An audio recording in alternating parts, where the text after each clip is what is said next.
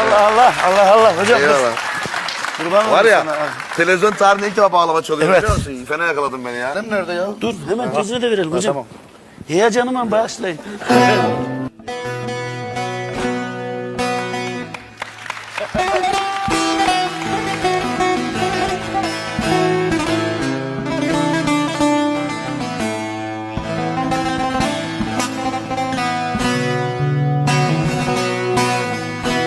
Hastane önünde incir ağacı, ana